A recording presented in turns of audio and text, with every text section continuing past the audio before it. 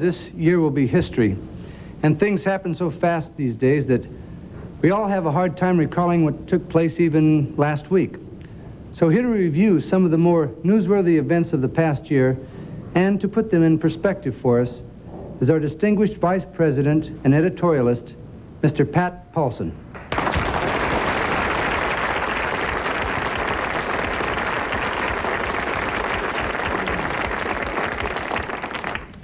The year 1967 was without a doubt the most exciting, memorable year of this century. Wasn't exactly that outstanding, but it was a good year, and it was one of the, well, actually very little. The whole year was a complete drag, actually.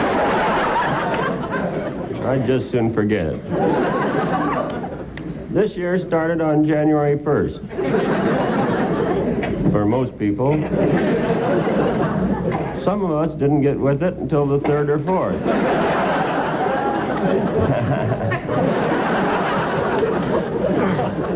During 1967, war came to the Middle East. And of course, our American troops put in a year of heavy fighting. Here they are, capturing 12th Street in Detroit. During the next few days, similar riots swept many of our major cities. It was a crisis to which Congress reacted with concern and alarm. With concern mounting over Vietnam, Secretary of State Dean Risk finally called in the press and summed up the United States Vietnamese policy. And he said, "Our government has rigged credibility in drafting China. DMZ is not on the commitment. We should protest of all the great generals, including Bob Hope. Desire a firm nor share in favor. Obvious grand with the napalm, and believe me, we know what we're doing." A statement that reassured a worried public.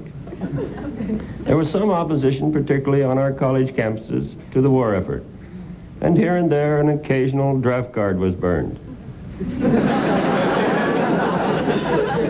One of the happier events of the year was the birth of the first grandson of President Johnston. Everyone was delighted with the little fellow, and the president seemed to get a big kick out of him, too.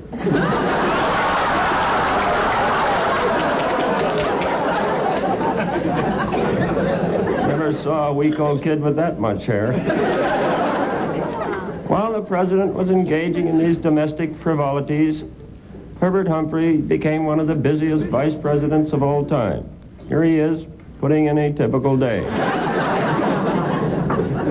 In March, the congressman from Harlem, Adam Clayton Powell, was censured by his colleagues in the House of Representatives.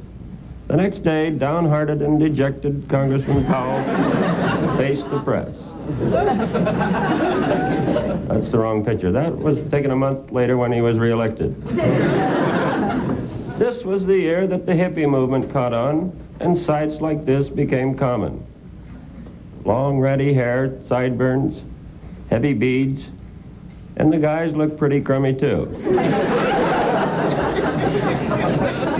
During the year, Howard Hughes bought up much of Las Vegas. Here is an exclusive Smothers Brothers scoop of the rarely seen magnate making the deal. Heckled by the public and the lawmakers for being the biggest cause of smog, the auto manufacturers finally came up with the answer that could clear the air. Then we'd be back to dirty streets again.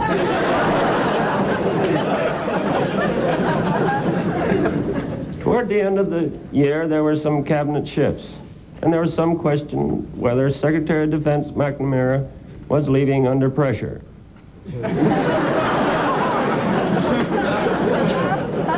All in all, it was a year of trouble and problems. Riots, crime in the streets, pollution of our air, our men fighting on foreign soil. But to those of us who are becoming discouraged, let us remember there is one who watches over us, who knows more than any of us why there's so much strife and where we are heading, and who, as we face the new year, asks only that we place our trust and faith in him.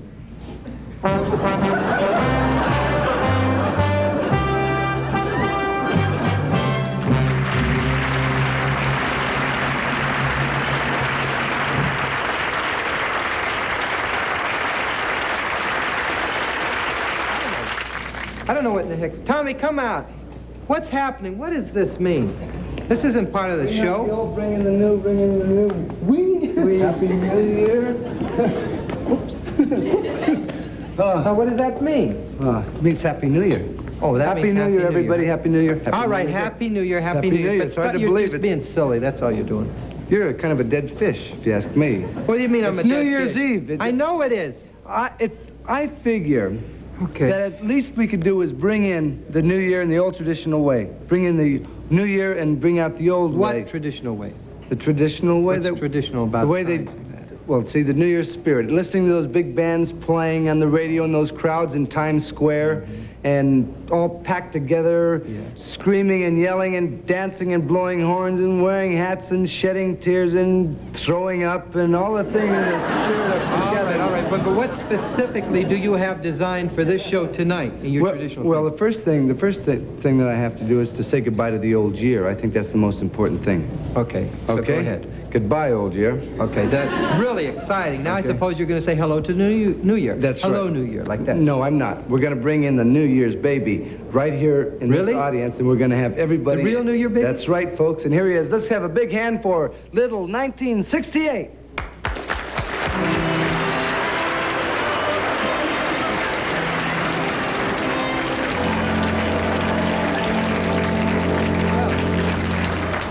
You're 1968? Yeah, it's going to be a tough year. Well, 1968, what kind of a year is it really going to be for America? Well, it's going to be weirder than ever. Going to be smoking eggplant and inhaling hairsprays. It's going to be a year of love, though. Well, that's good. Love? A year of love. Love? Yes, it's going to be a year where everyone loves everyone else. Neighbors loving neighbors, Republicans loving Democrats, Russians loving Americans, East loving West, North loving South. No more hate, love everywhere. Oh, that's wonderful. A year of love. Yes, and then we'll follow that with a tremendous population explosion. I better get out of here. Yeah, you better.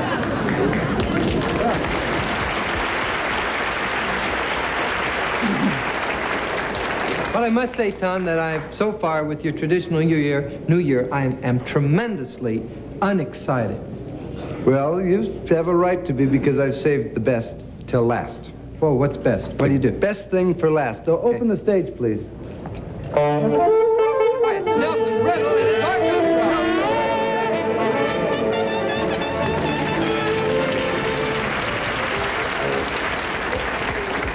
Hey, Nelson Riddle. Gee, Yeah, nice that's to right. see your And guess what he's orchestra. going to play for us? No, don't tell me. Not Old Lang Syne. Yes, Old Lang Syne. He's going to play in that famous arrangement that's become practically a New Year's theme song with all the Royal Canadian saxophones a weeping and a wailing.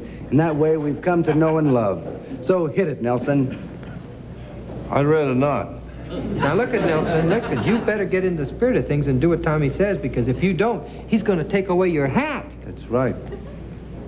I'd rather you did anything but that, fellas. All right, we'll play it. I just hope Frank isn't looking, that's all.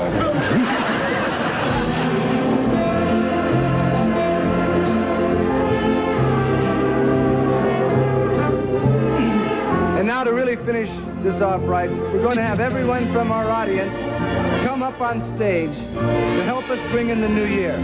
Come on, Dick. He'll pass out the hats and the horns. And we'd like for all of you to come right up on stage here and bring in the new year. That sounds exciting. We'll be right back after this commercial.